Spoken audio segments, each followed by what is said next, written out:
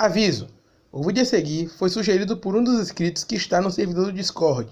Caso você queira sugerir um vídeo, conversar ou ver o que acontece por lá, basta entrar no link que eu vou deixar aí na descrição. E hoje eu vou contar, explorar e explicar toda a história e lore do universo de One Punch Man. Então, se você já conhece o anime ou não conhece, mas quer assistir, então este vídeo é feito para você. Vamos lá! O vídeo é muito grande, então eu vou dividir ele em 3 eras. A primeira era, a segunda era e a terceira era, que é a atual. Caso você queira saber o tempo certinho, vou estar deixando aqui na descrição do vídeo os tempos para você não se perder. Você não é obrigado a assistir o vídeo todo inteiro, assiste uma parte e depois outra. E se você quiser assistir comendo, eu também te recomendo, pois a história é muito interessante.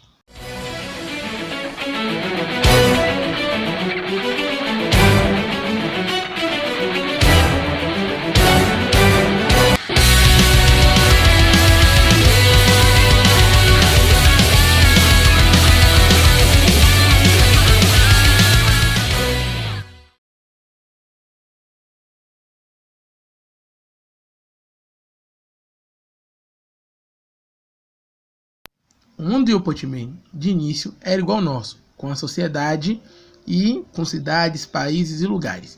A única mudança é que existia um mega continente, que dava para abranger muitas pessoas.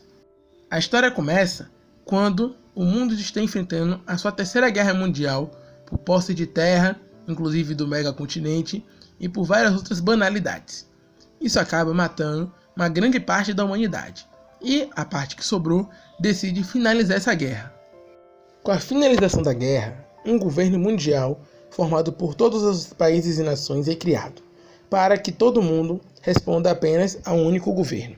Assim, todos passam a falar a mesma língua e passam a ter a mesma circulação de moeda. Mas as consequências da guerra foram muito grandes, e uma grande radiação foi exposta à natureza, mudando a fauna e a flora do planeta completamente. Assim, criaturas monstruosas criadas a partir de meras coisas como peixes ou a simples fumaça começaram a surgir. Esses seres eram chamados de monstros. Nesta época, um aspirante a cientista chamado Genos termina a faculdade de Ciências de Biologia. Ele decide então se focar em alteração e evolução de seres vivos, criando assim o projeto Casa da Evolução. Com o surgimento dos monstros, rapidamente eles se viraram para as idades humanas. E assim, infelizmente, uma nova guerra começou.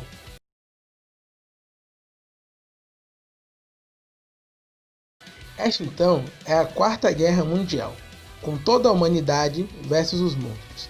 Décadas e mais décadas se passaram com lutas contra monstros e com várias pessoas morrendo, até que o nível de pessoas na Terra ficou muito baixo do que o esperado. Para você ter uma noção, é como se todo mundo tivesse morrido e apenas a população da China, ou do Japão, ou do Brasil tivesse sobrado. É muito? É, mas para a comparação do mundo inteiro é muito pouco. Então, os líderes mundiais decidiram tomar contingência sobre isso. Então, em uma ação desesperada, eles assumem que perderam a batalha contra os monstros e decidem se mudar para o megacontinente. Assim, toda a humanidade é evacuada e todo mundo que sobrou é mandado para o megacontinente para se proteger dos ataques dos monstros. Assim, o governo mundial tomou toda a posse do megacontinente e criou as chamadas cidades. Elas serão chamadas de cidade, mas elas tinham tamanhos e proporções de países gigantes. Mas, como todos respondiam a mesma moeda, não teve grandes problemas. As cidades, cada uma, ela tinha um nome de alguma letra do alfabeto, como cidade A, que era a capital, a cidade B, a cidade Z, que era a última, a cidade J e várias outras.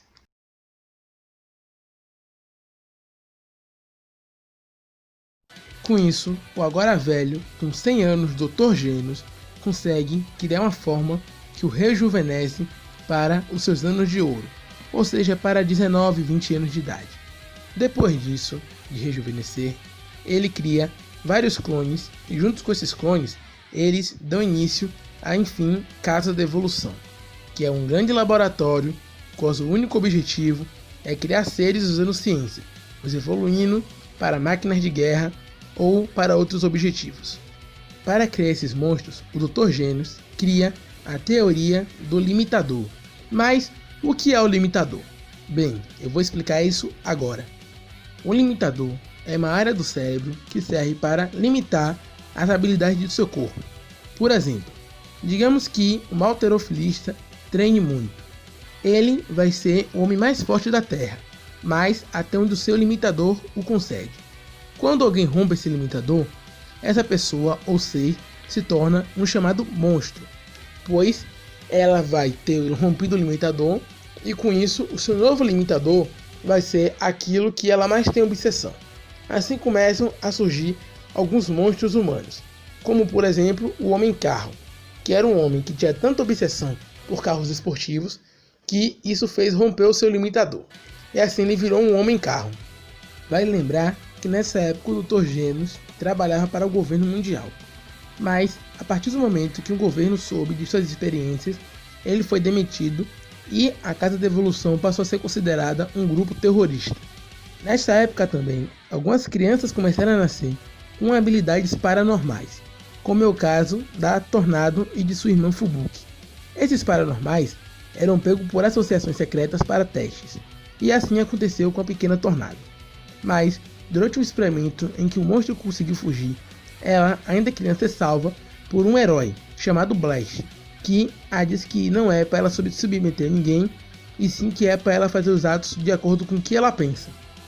E por falar no Blast, várias pessoas com a grande sede de justiça, artistas marciais, pessoas com poderes, começaram a surgir para derrotar os monstros, tanto os criados pelos limitadores, tanto os que conseguiam chegar no Mega Continente, quanto os que eram pessoas que foram modificadas pela Casa da Evolução.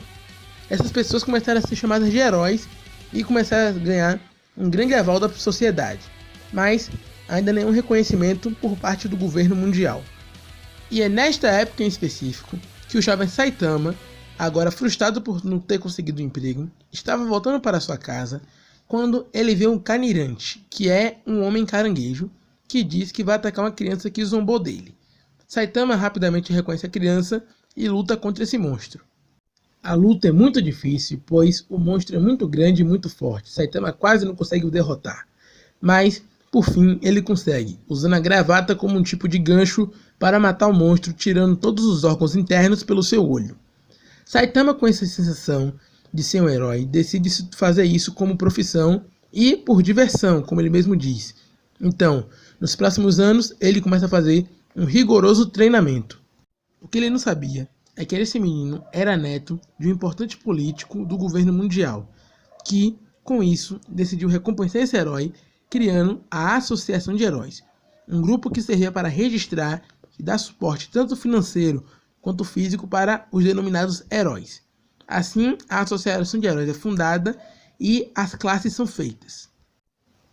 Um extra aqui é que eu não vou falar das classes de heróis agora, pois são muito complicadas e o vídeo vai ficar ainda mais longo. Então, eu vou reservar um vídeo especial apenas para falar sobre a classe de heróis. Nesta época, um ciborgue louco ataca e dizima todo um vilarejo pobre que existia em alguma cidade. O único sobrevivente é um jovem chamado Genos, que é resgatado por um doutor e transformado em um ciborgue. Genos então parte em busca de vingança contra esse ciborgue, que, nesse meio tempo, está matando várias pessoas. Genos parte e mata vários monstros e derrota várias organizações cruéis. Saitama, então, termina seu treinamento. E uma coisa que é citada pelo Dr. Genos é que, por Saitama ter treinado tão duro, ele rompeu o limitador. E como ele tinha o único desejo de ficar tão forte, ele virou o ser humano mais forte da Terra, perdendo o cabelo no processo como efeito colateral, mas em contrapartida ele ganhou força, velocidade e uma resistência absurdamente forte. Depois de criar as classes dos heróis, a associação também decide denominar níveis de ameaça para os monstros e para os cataclismas que eles viriam a sentir, como meteoro ou terremotos. Ameaças lobo são ameaças que ameaçam a vida de algum único cidadão, ou de 2 ou no máximo 3. Ameaça nível tigre, uma ameaça que coloca ao perigo um grupo de pessoas, como uma escola ou uma faculdade. Ameaça nível demônio, uma ameaça que coloca em perigo uma cidade inteira. Ameaça nível dragão, uma ameaça tão perigosa que coloca em risco várias cidades. E por fim, a ameaça nível Deus, a ameaça suprema, uma ameaça que faz perigo a todo o mundo. Nesta mesma época, um monstro cientista chamado Gyoro cria as células de monstro, que são células que rompem meio que na marra o limitador dos seres humanos, os transformando em monstros, ainda racionais, mas com muita força extra.